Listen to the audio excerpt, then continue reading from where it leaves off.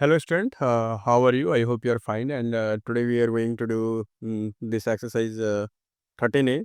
And from question number 19 we are going to do. And so let's start our topic without any late. हमारा question है 19 में इसको मैं question को simple लिख देता हूँ 1 + cos θ by 1 - cos θ equal to cosec θ plus cot θ का square. This is our question.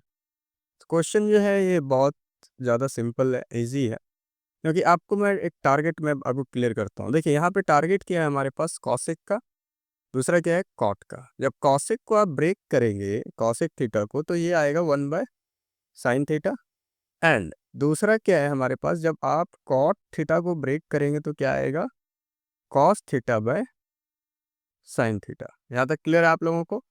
जब यदि यहाँ तक आप लोगों को क्लियर है तो मैं अभी एक चीज़ आपसे पूछना चाहता हूँ, क्या यहाँ पे आप इसको हिंट देख रहे हैं 1/, ये जो मैं ऐसे यहाँ पे रफ कर रहा हूँ तो 1/cos θ, ठीक है, and not cos θ, sin θ.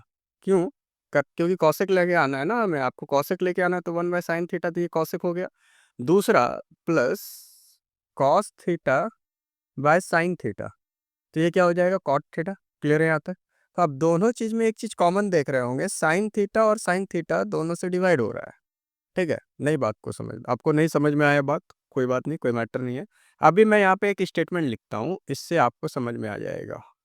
Statement है कि LHS जो है हमारे पास 1 + cos θ/1 - cos θ, क्लियर है, डिवाइडेड, ध्यान से समझिए, ठीक है, डिवाइडिंग बाय sin θ. ठीक है, sin θ से हम डिवाइड कर रहा है. sin θ से डिवाइड करने का मतलब कि 1/sin θ plus cos θ/sin θ bye 1/sin θ minus, ठीक है, माइनस cos θ/sin θ. यहाँ तक क्लियर है आप लोगों को.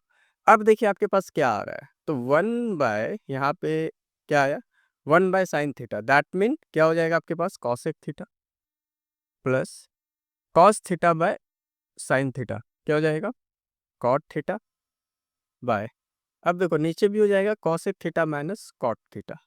लेकिन हमारे पास टारगेट ये नहीं है, हमारा टारगेट RHS में है cos θ प्लस cot θ का स्क्वायर.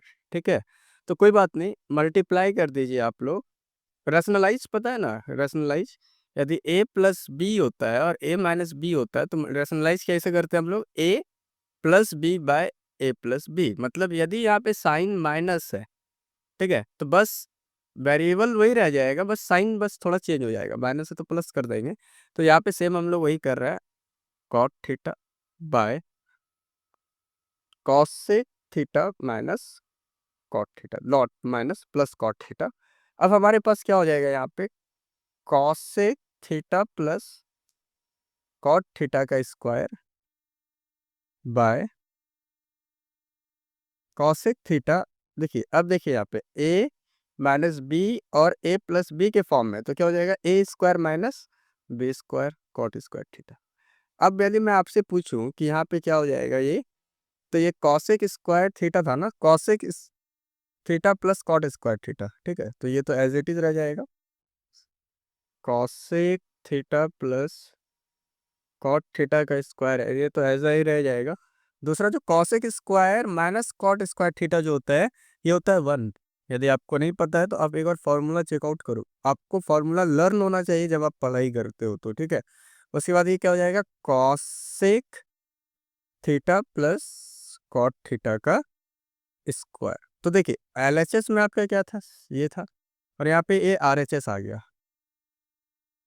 ठीक है, तो LHS जो था आपके पास सेम हो गया. LHS कितना आया, cosec θ प्लस cot² θ. हम यहाँ पे लिख सकते हैं कि LHS equal to RHS verified, या फिर प्रूव करने बोला है तो यहाँ पे लिख देंगे आप लोग प्रूव्ड. क्लियर है यहाँ तक. चलिए क्वेश्चन नंबर 19 क्लियर है. क्वेश्चन नंबर 20 में हम लोग चलते हैं.